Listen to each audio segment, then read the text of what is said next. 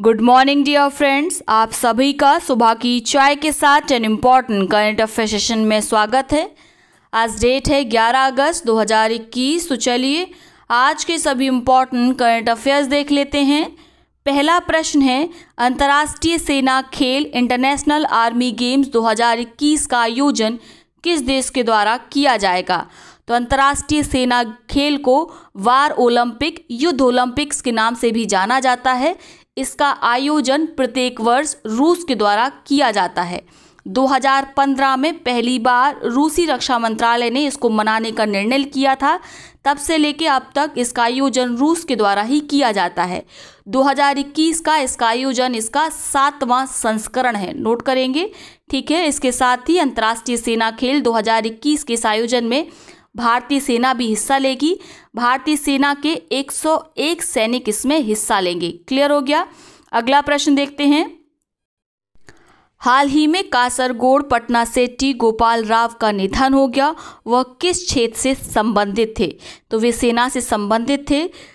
कासरगोड पटना से टी गोपाल राव ने 1971 के युद्ध में नायक की भूमिका निभाई थी। इसके साथ ही इन्हें महावीर चक्र से भी सम्मानित किया जा चुका है। इसके साथ ये ऑपरेशन कैक्टस लिली के भी हिस्सेदार थे, तो याद रखेंगे, इनका नाम इम्पॉर्टेंट है। अगला प्रश्न किताब से संबंधित है, तो देख लेते हैं। How the earth gots its beauty नामक पुस्तक किसने लिखी है? तो ये है इंग्लिश और कन्नड़ राइटर सुधा मूर्ति, जिनके द्वारा लिखी गई है how the earth gots its beauty, ठीक है, इंपॉर्टेंट है। दूसरा प्रश्न भी किताब से ही संबंधित है, पुस्तक से ही संबंधित है, और ये किताब भी इंपॉर्टेंट है। पुस्तक का नाम क्या है? The earth spinner. किसके द्वारा लिखी गई है? अनुराधा रॉय के द्वारा। क्लियर। अगला प्रश्न है, भारतीय एथलेटिक्स महासंघ द्वारा किसके सम्मान में 7 अगस्त को भाला फेंक दिवस के रूप में नामित किया जाएगा? तो ये इंपॉर्टेंट है। आपको याद होगा 7 अगस्त 2021 को टोक्यो ओलंपिक 2020 में नीरज चोपड़ा ने जेवलिन थ्रो में गोल्ड मेडल जीता था, और ये भारत का टोक्यो ओलंपिक का एकमात्र गोल्ड मेडल है। इसीलिए 7 अगस्त की महत्ता को समझते हुए यह निर्णय लिया गया भारतीय एथलेटिक्स महासंघ के द्वारा कि इसे भाला फेंक दिवस के रूप में नामित किया जाएगा। क्लियर हो गया। अगला प्रश्न देखते हैं। कौन सा देश उन्नत भू इमेजिंग उपग्रह GSAT-1 लॉन्च करेगा? तो ये है प्यारा भारत, जो कि उन्नत भू इमेजिंग सैटेलाइट GSAT-1 को लॉन्च करेगा। अगला प्रश्न है, हाल ही में जारी वैश्विक युवा विकास सूचकांक 2020 में भारत को किस स्थान पर रखा गया है? तो पहले बात करते हैं ग्लोबल यूथ डेवलपमेंट इंडेक्स। ये किसके द्वारा जारी किया जाता है? तो प्रत्येक वर्ष इसे जारी किया जाता है लंदन स्थित राष्ट्रमंडल सचिवालय के द्वारा, कॉमनवेल्थ सेक्रेटरीट के द्वारा। भारत को इस 2020 के इस इंडेक्स में 122वें स्थान पर रखा गया है। वहीं टॉप किस देश ने किया है? सिंगापुर ने किया है। अंतिम स्थान किसे मिला है? चार्ट को अंतिम स्थान मिला है। इसके साथ आप नोट करेंगे भारत को शीर्ष 5 सुधारकर्ताओं में भी शामिल किया गया है, जिनमें अन्य देश की अगर बात करें तो उसमें अफगानिस्तान है, रूस है, इथोपिया है और बुर्किना फासो है, ठीक है। इसमें युवाओं की क्या प्रगति रही उसके आधार पर रैंकिंग जारी की जाती है, ठीक है। युवा शिक्षा, रोजगार, स्वास्थ्य, समानता, शांति, सुरक्षा जैसे मापदंडों का प्रयोग किया जाता है। अगला प्रश्न है, ट्राइफेड के 34वें स्थापना दिवस के उपलक्ष्य में पहले वन धन वार्षिक पुरस्कार 2020-21 पर नागालैंड को कितने राष्ट्रीय पुरस्कारों से सम्मानित किया गया है? तो हाल ही में नागालैंड को विभिन्न श्रेणियों में, जैसे आंवले से शराब बनाना, मशरूम की खेती करना, इन्हीं श्रेणियों पर 7 पुरस्कारों सम्मानित किया गया है, ठीक है, ट्राइफेड के द्वारा आयोजित पहले वन धन वार्षिक पुरस्कारों में। तो ये मोस्ट इंपॉर्टेंट है। साथ में हम ट्राइफेड के 34वें स्थापना दिवस के बारे में आपको पिछले सेशन में बता चुके हैं। ट्राइफेड का फुल फॉर्म क्या है? Tribal cooperative marketing development federation of India limited. Clear. अगला प्रश्न देखते हैं।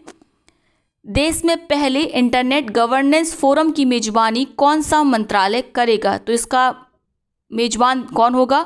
मीटी होगा, यानी इलेक्ट्रॉनिक और सूचना प्रौद्योगिकी मंत्रालय इसका मेजबान होगा। इसी के मेजबानी में इसको आयोजित किया जाएगा देश के पहले इंटरनेट गवर्नेंस फोरम को। ये एक तरह का राष्ट्रीय मंच होगा जहां पर देश के विभिन्न स्टेक होल्डर जो कि इंटरनेट गवर्नेंस से संबंधित है वे सब हिस्सा लेंगे।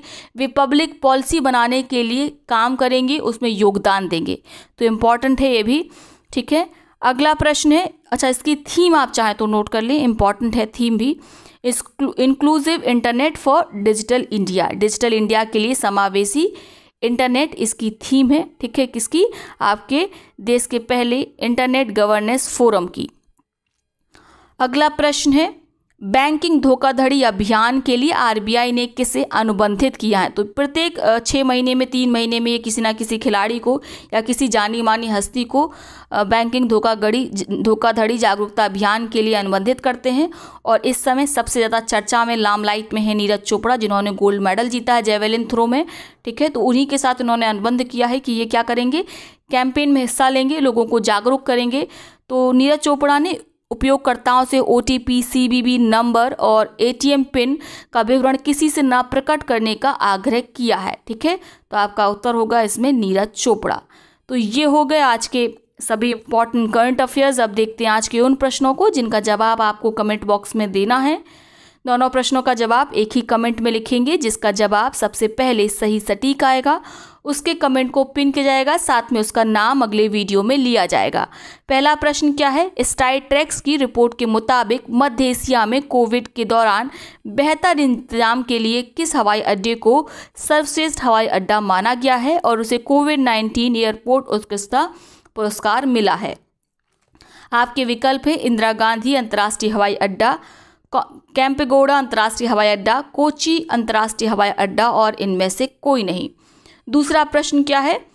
बिरसा जैन द्वारा लिखी पुस्तक the year that was not the diary of a 14-year-old का विमोचन किसके द्वारा किया गया है? आपके विकल्प हैं सवाना आजमी, स्मृति ईरानी, निर्मला सीतारमण और सोनिया गांधी। तो इन दोनों प्रश्नों का उत्तर आप कमेंट बॉक्स में करेंगे। अब देखते हैं उन पिछले प्रश्नों को जिनका सबसे पहले सही सटीक जवाब सुनील पाल जी के द्वारा दिया गया और सुनील पाल जी की कमेंट को ऑलरेडी पिन किया जा चुका है। पहला प्रश्न क्या था? मालदीव शैली के वाटर विला को किस राज्य या केंद्र शासित प्रदेश में स्थापित किया जाएगा? तो वाटर विलास को कहाँ पर बनाया जाएगा? लक्षद्वीप में। पानी के बीचों बीच बड़े बड़े भवन बनते हैं, ठीक है, और ये इनका मुख्य उद्देश्य होता है पर्यटकों को आकर्षित करना। तो याद रखेंगे, मालदीव जो कि पर्यटन आधारित इनकी अर्थव्यवस्था है, तो इस तरह के इनोवेटिव प्रयोग को ये करते रहते हैं। और अब लक्षद्वीप भी यानी भारत भी वाटर विलास को बनाएगा, कहाँ पर? लक्षद्वीप में।